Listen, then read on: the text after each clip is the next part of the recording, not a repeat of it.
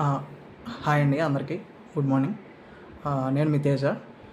నా సెకండ్ బ్లాగ్కి అందరికీ స్వాగతం. ఏంటంటే ఈ వీడియోలో మనం ఏం డిస్కస్ చేస్తామంటే 8 tips for kidney disease prevention. అదే కిడ్నీ డిసీజ్ రాకుండా ఉండడానికి మనం ఏం జాగ్రత్తలు తీసుకోవాలి, అంటే వచ్చిన తర్వాత ఇంకేం చేయలేం, రాకుండా ముందు మనం ఏం జాగ్రత్తలు తీసుకోవాలి అనేది ఈ వీడియోలో పూర్తిగా ఎక్స్ప్లెయిన్ చేస్తాను. అసలు కిడ్నీ డిసీజ్ అనేది దేనివల్ల వస్తుంది? మెయిన్లీ కిడ్నీ డిసీజ్ అనేది మనం చేసే చిన్న చిన్న పొరపాట్ల వల్ల వస్తుంది. అది ఏ విధంగా అనేది అంటే మనం తీసుకునే ఆహార అలవాట్లు, ప్లస్ ఏంటంటే బీపీ కంట్రోల్లో లేకపోవడం, అలాగే ఎక్కువగా వాటర్ తీసుకోకపోవడం వల్ల కిడ్నీ డిసీజ్ అనేవి వస్తాయి. కొందరికి ఏంటంటే మరి వంశపారంపర్యంగా అదే జెనెటిక్ డిసీజ్ ద్వారా అనేది వస్తుంది కిడ్నీ డిసీజ్ అనేది. దీన్ని మనం ఏ విధంగా అవాయిడ్ చేయగలం? దీన్ని అవాయిడ్ చేయొచ్చు. మనం మనం ముందుగానే తెలుసుకుంటే దీన్ని మన బాడీలో పెరగకుండా మనం జాగ్రత్త తీసుకుంటే ఈ ట్రాన్స్ప్లాంటేషన్ డయాలసిస్ వరకు కూడా రాదు డిసీజ్. అలా కంటిన్యూగా కొద్ది మెడిసిన్స్తో మ్యాక్సిమం మనకి యావరేజ్గా ఎంత చూసుకున్నా ఒక నెలకి 2,000 to 3,000తో మనకి రికవరీ అయిపోవచ్చు స్టార్టింగ్లో ఉంటే. అందుకనే ఇది డిసీజ్ రాకముందే మనం జాగ్రత్తలు తీసుకుంటే చాలా మంచిది అని నేను మొదటి నుంచి చెప్తున్నాను. ఈ డిసీజ్ ఫస్ట్ ఆఫ్ ఆల్ దేనివల్ల వస్తుందంటే మెయిన్లీ బీపీ షుగర్ వల్ల అటాక్ అవుతుంది కిడ్నీ ప్రాబ్లం అనేది. కాబట్టి బీపీ షుగర్స్ అనేవి డైలీ మనం మానిటర్ చేసుకుంటుంటే బెటర్. బీపీని షుగర్ని కంట్రోల్ చేసుకొని దానికి తగిన ఆహార అలవాట్లని మనం సిద్ధం చేసుకోవాలి. దీనికి ఏంటంటే మనం ఎవ్రీ వీక్ అనే కాదు, ఎవ్రీ మంత్ అయినా ఒకసారి బీపీ చెకప్ చేసుకోవాలి. షుగర్ కూడా చెకప్ చేసుకుంటే చాలా మంచిది. నా ఉద్దేశం ప్రకారం ఏంటంటే ఇప్పుడు ఏజ్తో సంబంధం లేదు, 30 years దాటిన ప్రతి ఒక్కరు కూడా టెస్ట్ చేయించుకోవటం అనేది నా ఒపీనియన్. ఎందుకంటే నేను చూసిన పరిస్థితులు బట్టి నా ఏజ్ వాళ్ళే చాలామంది ఈ ప్రాబ్లంతో ఫేస్ చేస్తున్నారు. నా ఏజ్ ఇప్పుడు వచ్చి 32. అయితే 80 టిప్స్ ఏంటంటే బీపీ షుగర్ని కంట్రోల్లో ఉంచుకోవడం ఫస్ట్. దీనికి మనం ఏం చేస్తామంటే బీపీ షుగర్ని ఏ విధంగా కంట్రోల్ చేసుకోవాలి?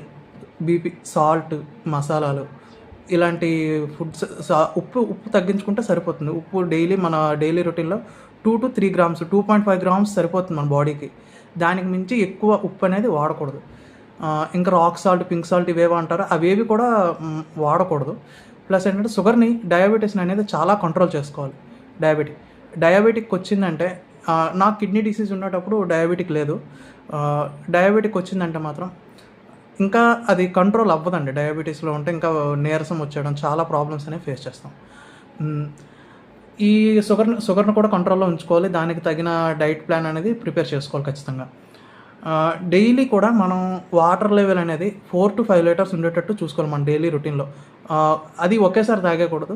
అలా గ్రాడ్యువల్ కొద్దిగా ఒక 200 ml అన్నట్టు తాగుతూ ఉండాలి. డైలీ వచ్చేసరికి మనం 4 to 5 liters అనేది కంప్లీట్ చేసుకోవాలి వాటర్ అనేది. సెకండ్ టిప్ అది. అండ్ మూడోది వచ్చి ప్రోటీన్ ఫుడ్ని అవాయిడ్ చేయాలి. ప్రోటీన్ ఫుడ్ అంటే ఇంకేం కాదండి, నాన్ వెజ్ ఉండే ప్రోటీన్ ఎక్కువ. రెడ్ మీట్ అనేది మనం అవాయిడ్ చేయాలి. రెడ్ మీట్, ఇది మటన్, చికెన్, ఇవన్నీ చాలా అవాయిడ్ చేయాలి. వాటిని ఎంత తగ్గిస్తే కిడ్నీ మీద ప్రెజర్ అనేది అంత తగ్గుతుందండి. అంటే ఇవి డిసీజ్ వచ్చిన వాళ్ళకి చెప్తున్నాను. డిసీజ్ స్టార్టింగ్ స్టేజ్లో ఉంది అనుకునే వాళ్ళకి నేను ఈ టిప్స్ చెప్తున్నాను. నార్మల్గా ఉండే వాళ్ళు కూడా అది మనం చెప్తున్నాను కదా, జెనెటిక్లో ఎవరైనా ఉంటే వాళ్ళు కూడా తగ్గించుకోవడం చాలా మంచిది. ప్లస్ ఏంటంటే బయట ఫుడ్ అనేది అస్సలు ఎంకరేజ్ చేయకండి.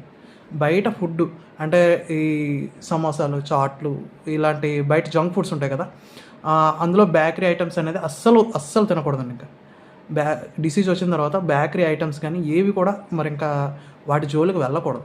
ఈ విధంగా మనం కొంచెంగా ఇవన్నీ కంట్రోల్ చేసుకుంటే మన బాడీలో ఉండే కిడ్నీ మీద ఎటువంటి ప్రెషర్ కూడా పడదు. వాటి వర్కింగ్ అనేది ఇంకా పెరుగుతూనే ఉంటుంది. ఈ మెడిసిన్స్తో అది మెడిసిన్స్ వాటి మీద రియాక్ట్ అయ్యి వాటి పనితీరుని కొంచెం మెరుగుపరుస్తుంది. తర్వాత ఈ ఫోర్త్ వచ్చి పెయిన్ కిల్లర్స్ అండి. పెయిన్ కిల్లర్స్ అనేవి ఎక్కువగా వాడటం వల్ల మనకి కిడ్నీ డిసీజ్ అనేవి వస్తాయి. పెయిన్ కిల్లర్స్ మోతాదుకి మించి వాడేస్తుంటారు. ప్రతిదానికి ఏ చిన్న నొప్పి వచ్చినా ఈ ట్యాబ్లెట్స్ వేసేయడం, ఇవన్నీ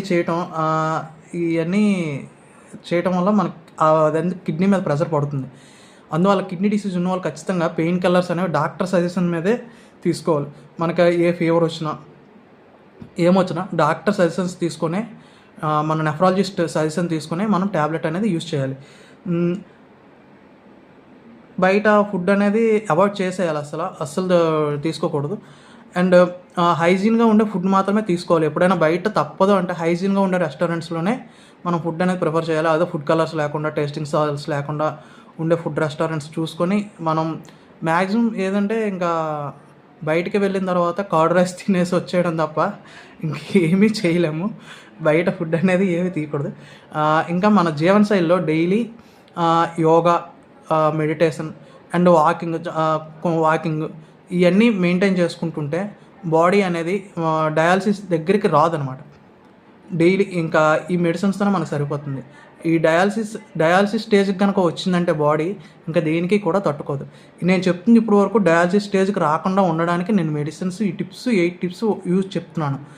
ఆ తర్వాత వచ్చి షుగర్ కంట్రోల్కి చెప్పాను కదా. షుగర్ కంట్రోల్కి మనం ఏం చేస్తామంటే ఆకుకూరలు అవాయిడ్ చేయాలి. ఇంకా ప్రోటీన్ ఫుడ్ తినకూడదని చెప్పాను.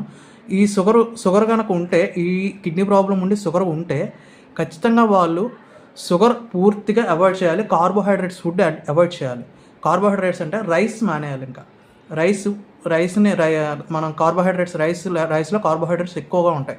అందువల్ల రైస్ కూడా తినడం మానేయాలి. రైస్ బదులు బ్రౌన్ రైస్ కానీ, రోటీ కానీ, పుల్కా కానీ ఇలాంటి ఆయిల్లెస్ ఫుడ్ మనం తీసుకోవాలి. ఇంకా కిడ్నీ డిసీజ్ వచ్చిన తర్వాత వెయిట్ అనేది పెరగకుండా మనం జాగ్రత్త పడాలి.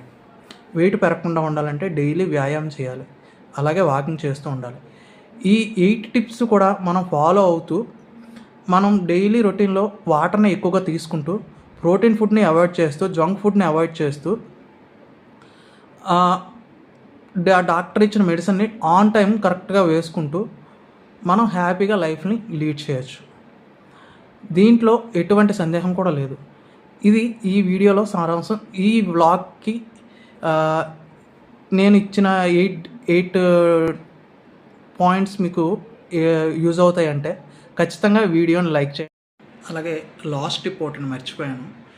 ఆల్కహాల్ హ్యాబిట్ కూడా మానేయాలండి. ఆల్కహాల్ అది కిడ్నీ డిసీజ్ ఉన్నవాళ్ళు ఆల్కహాల్ అనేది అస్సలు తీసుకోకూడదు. ఆల్కహాల్ కానీ స్మోకింగ్ కానీ ఈ రెండు కూడా ఉన్న కిడ్నీ డిసీజ్ అనేది తగ్గదు. వీటి వల్ల కూడా కిడ్నీ డిసీజ్ అనేది వస్తుంది. సో ఆల్కహాల్ అండ్ స్మోకింగ్ కూడా మానేయాలి కంపల్సరీ. సో ఇంతటితో ఈ వీడియో ఎండ్ చేస్తున్నానండి. Thank you. నా వీడియో కనుక మీకు నచ్చితే లైక్ చేయండి, సబ్స్క్రైబ్ చేసుకోండి. Thank you.